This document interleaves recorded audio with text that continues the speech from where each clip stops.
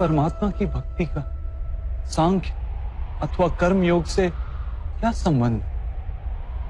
सांख्य योग के कारण मनुष्य स्वयं को आत्मा के रूप में जानता है। कर्म योग से वो जीवन के बंधनों से छूट जाता है और भक्ति के कारण मनुष्य को परमात्मा के वास्तविक रूप का ज्ञान होता है। परमात्मा के ज्ञान से मनुष्य जन्म मरण के फेरों से छूटकर सच्चिदानंद स्वरूप को प्राप्त कर लेता है। परमात्मा में समाकर स्वयं परमात्मा हो जाता है।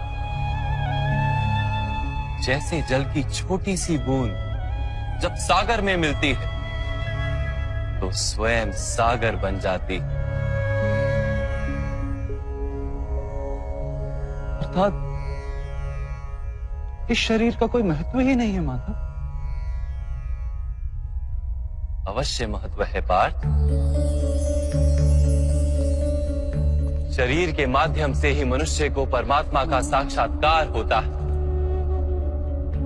मृत्यु और नए जन्म के बीच के समय में आत्मा के ज्ञान में वृद्धि नहीं हो पाती। इस जन्म में प्राप्त अनुभव, ज्ञान, विचार और अभ्यास को लेकर आत्मा नया शरीर धारण करती है। आत्मा की प्रगति और अधोगति शरीर में रहकर ही संभव है।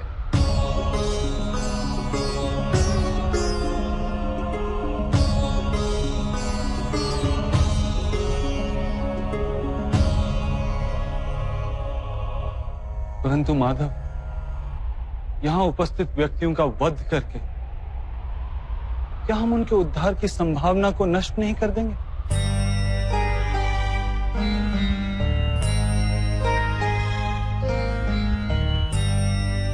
तुम्हारे शत्रु धर्म की मर्यादा को तोड़ चुके हैं पार्थ। अधर्म ही उनका स्वभाव बन गया। उनका उद्धार अब असंभव है।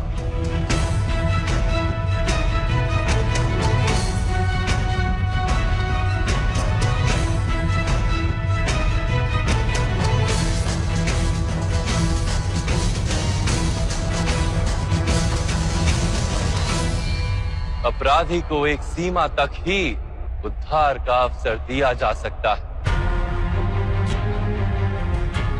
मैंने शिशुपाल के 99 अपराधों को क्षमा किया था, किंतु 100 अपराधों के पश्चात उसे दंड देना आवश्यक था। अपराधी को यदि अपराध करने दिया जाए तो उसका अधिक से अधिक पतन होता है। उसे अधर्म से रोकने में ही करुणा है धनंजय।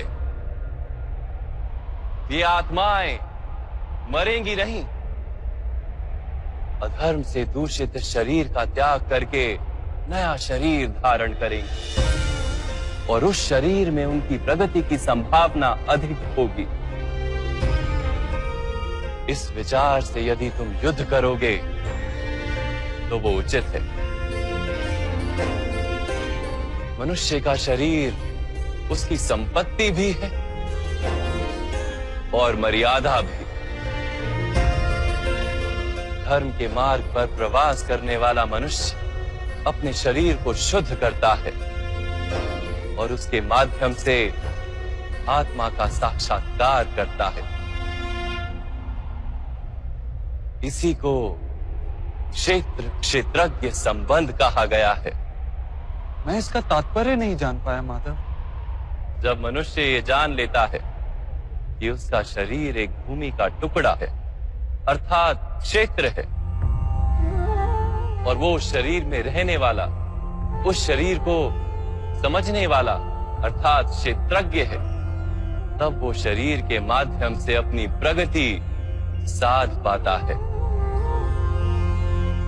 आत्मा शरीर में रहकर 3 गुणों का समतोलन करती है। तमस को घटाकर सत्व को बढ़ाने का उपाय करती है और ईश्वर की भक्ति करके परमात्मा के साथ एक हो जाती है।